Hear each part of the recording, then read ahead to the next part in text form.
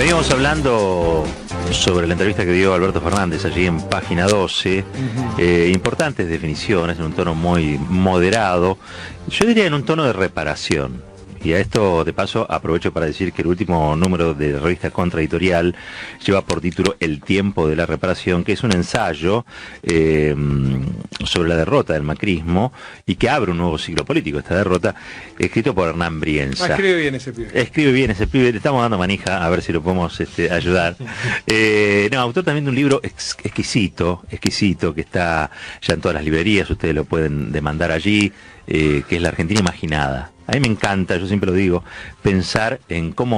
reflexionar en cómo pensaron los que pensaron la Argentina, ¿no? Y bueno, Hernán lo hace en este libro, que además de recomendarlo, yo creo que es insustituible, sobre todo en el momento que se abre en la Argentina. Me parece muy oportuno este cambio de ciclo, donde cada tanto, bueno, volvemos a repensar qué es lo que hicimos como país, qué nos debemos como país y qué queremos como país.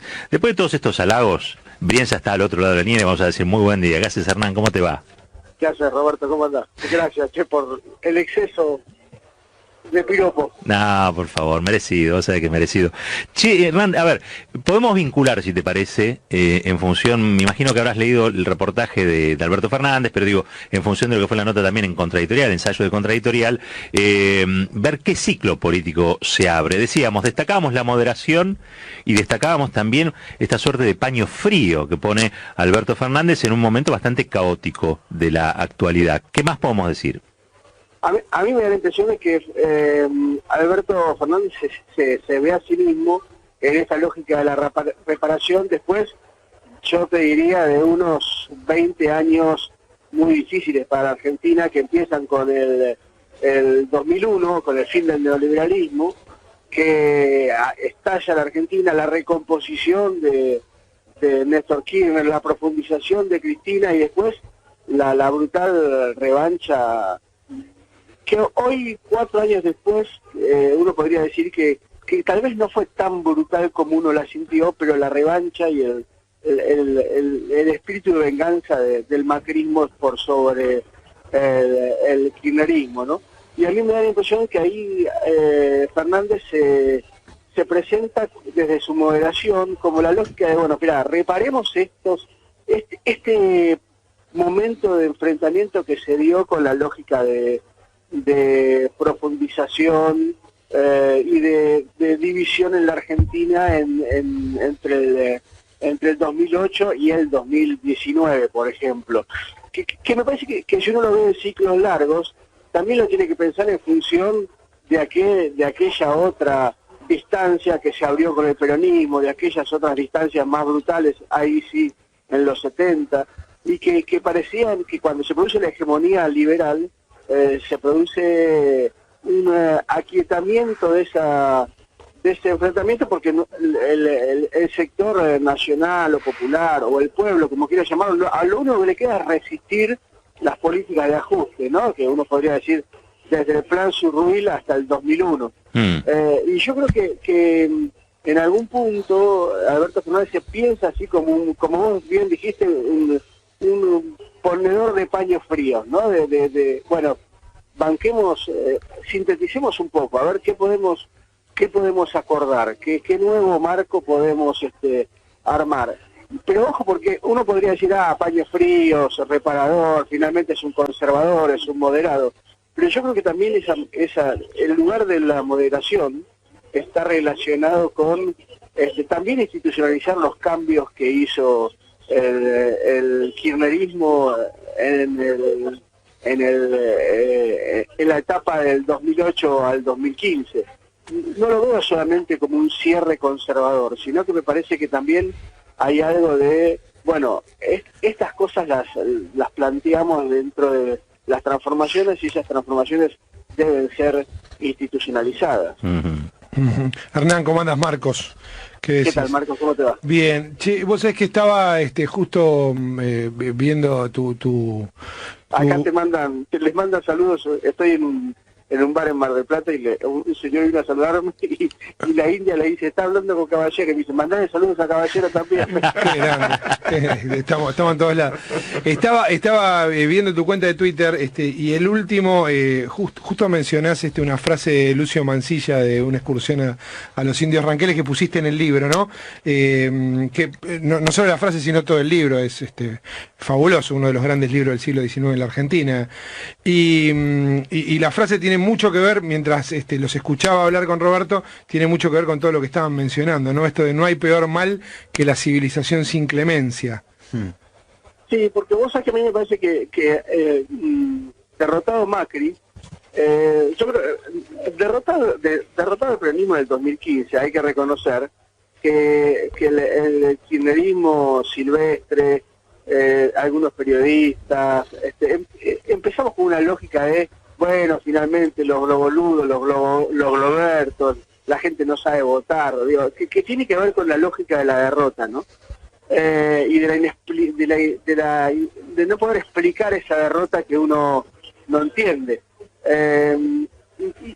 Incluso te diría que cuando se produce esa derrota en el 2015, hay como un divorcio también de la intelectualidad y el periodismo kirchnerista con la gente, ¿no? Cuando pierde Macri en las PASO, ocurrió lo mismo, pero al revés, con los sectores de la intelectualidad o del periodismo que acompañó el macrismo, no macrista, oficialista.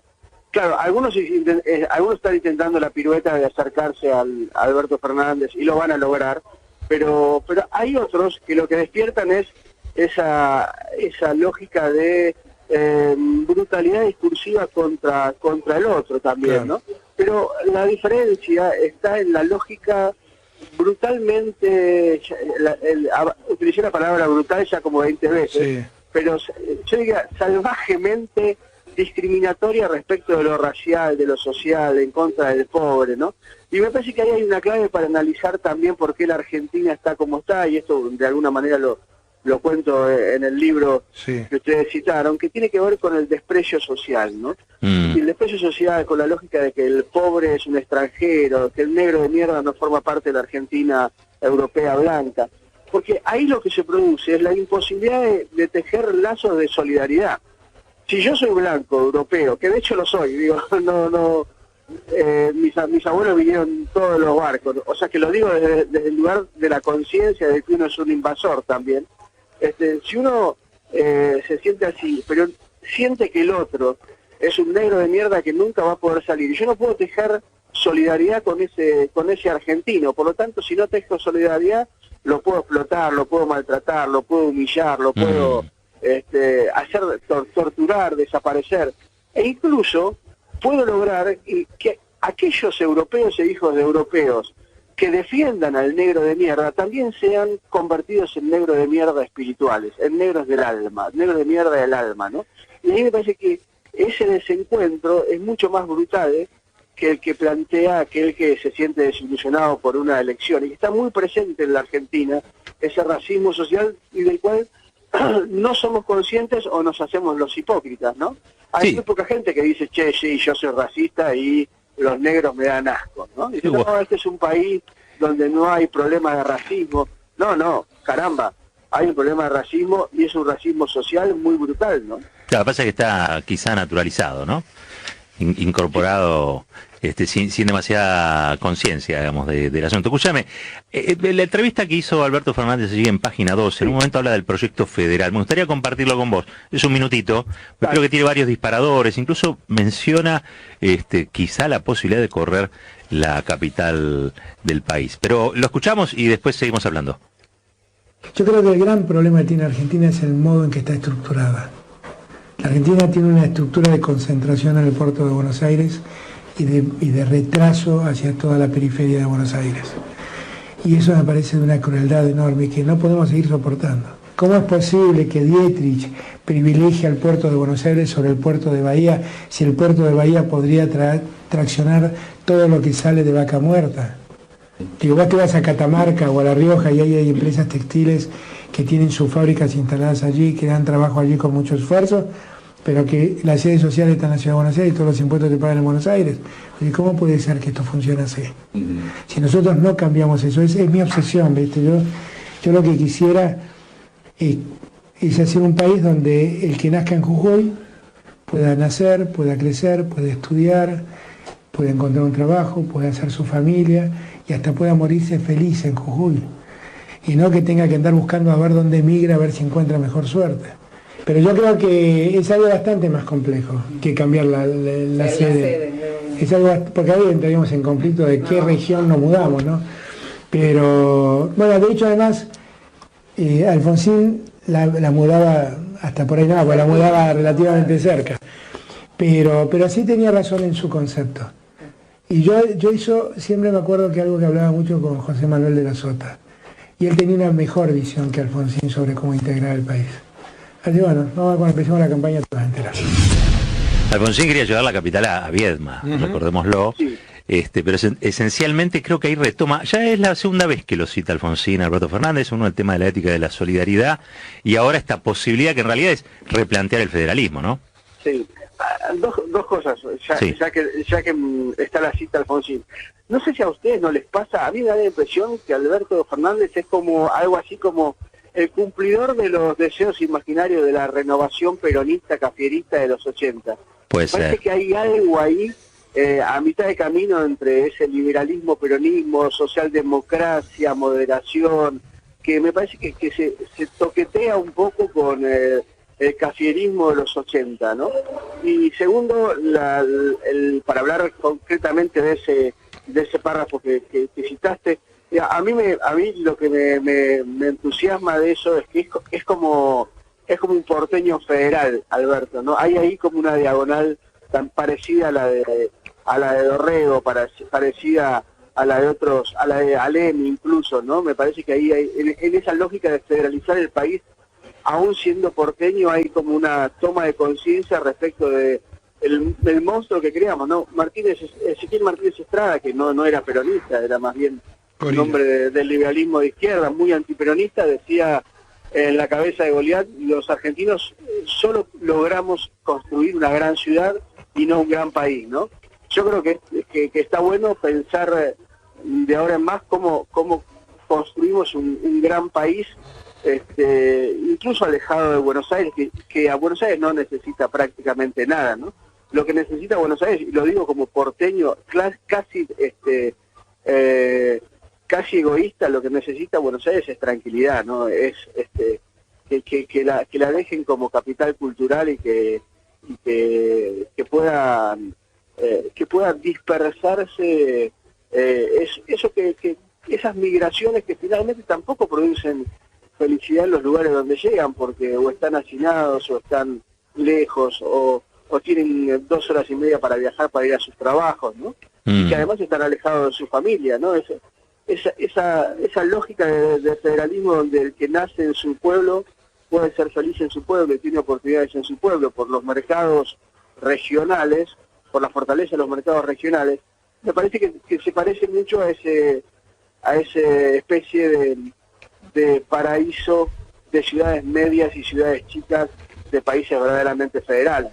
Hernán, Gustavo Lema te saluda, ¿cómo andás? ¿Cómo te va? Bien, te quería consultar, digo, en estas fechas, digo, muy cercanos al 17 de agosto, con lo que significa esa fecha con respecto a San Martín, y que nos enterábamos hace unos meses en realidad, que ese billete que había sido lanzado en octubre del 2015, el de 5 pesos de San Martín, saldrá de circulación a partir de 2020. ¿Cómo interpretás esto y cómo interpretás la lógica de sacar próceres, figuras importantes de relevancia de la historia argentina de los billetes y poner animales? Bueno, yo creo que eso rápidamente es una etapa que se terminó, ¿no? Yo recuerdo cuando el jefe de gabinete, Marcos Peña, dijo que una de las cosas que más lo había entusiasmado a este gobierno era haber cambiado próceres muertos por animalitos vivos, ¿no? Bueno, esa fue la gran medida de Marcos Peña, ¿no? Y yo creo que esas formas de pensar la Argentina deshistorizadas creo que no tienen lugar, ¿no? A mí igual me gustaría que en los billetes no hubiera solamente próceres políticos, ¿no? Me gustaría un billete con José Hernández, un billete con Borges, un billete con Troilo. Me parece que también con Gardel, ¿no? Me parece que también son referencias de que la Argentina es algo más que la construcción política, ¿no? Que hay construcción cultural en Argentina que pueden ser muy bien reivindicadas y recuperadas también, ¿no? Sí. O sea, en Brasil está Vinicius de Moraes, ¿no? Un gran poeta, Claro, ¿no? claro. Me parece que también nosotros nos merecemos poetas y escritores en nuestros billetes, al menos para joder un rato, ¿no? Sí. Para que esté Roca en uno, Evita en otro y en otro Gardel, ¿no? Claro, somos un país divertido. Escúchame, háblame del San Martín político. Tengo 5 minutos, podría salvar 7 horas, pero dame alguna definición del San Martín político. ¿Por qué el signo trágico de San Martín? ¿Por qué tuvo que morir afuera un tipo que es el padre de la patria o el su padre? No sé, depende, está en competencia con Belgrano, ¿no? Pero ¿qué hay ahí? ¿Qué entendemos de la Argentina cuando miramos a San Martín? Mira, yo estoy leyendo un libro sobre el Sarmiento, que también murió afuera. Sí. Murió en Paraguay, donde murió su hijo, ¿no? Uh-huh. San Martín murió afuera, Rosas murió afuera. Y también estoy leyendo por un par de trabajos que estoy haciendo sobre el Perón, que podría haber muerto afuera, ¿no? Y no murió allí, ¿no? ¿Qué ocurre con esos exilios? No, Alberdi murió afuera, ¿no? Digamos, ¿qué pasa con esos exilios importantes? Echeverría murió afuera, para hablar de escritores. Uh-huh. Yo creo que es un país, es una sociedad que tiene cierta ingratitud sobre tipos que han dado mucho, que han entregado mucho a la política, a la cultura. Y lo digo no solamente por el caso de San Martín, sino también por el caso de Sarmiento, que se va enojado con la Argentina y que se siente incomprendido cuando muere en Paraguay, ¿no? Yo creo que San Martín, en términos políticos, era un liberal moderado, no era un jacobino como Artigas, no era un jacobino como Moreno o como Dorrego, pero sí estaba cercano a muchas de esas posiciones. Él, sin duda, cuando en 1812 hace el golpe contra Rivadavia, se pone del lado de los morenistas, aunque no haya sido como Moreno en términos ideológicos. Pero también cuando en Mendoza cumple con su plan de gobierno, hace ejecuciones, hace extracciones forzosas, ¿no? Expropia campos y caballadas a los ricos que no quieren colaborar con el ejército de los Andes. San Martín es un moderado, pero es un tipo que sabe que para la libertad, para la independencia, todo es obligatorio, ¿no? Seamos libres, que lo demás no importa. Es una frase que sintetiza su pensamiento político, ¿no? Pero además también hay que decir que su sable se lo legó a Rosas, ¿no? Uh-huh. Y no solamente por una cuestión de orden, sino también por una cuestión de defensa ante lo que era la Europa conservadora, monárquica, medieval, ¿no? Y también hay que decir que San Martín no baja en el 1828 al puerto de Buenos Aires, fundamentalmente porque están sus enemigos, que son los rivadavianos, que son los Lavalle, ¿no? Que son aquellos que después crearon esa Argentina liberal conservadora, ¿no?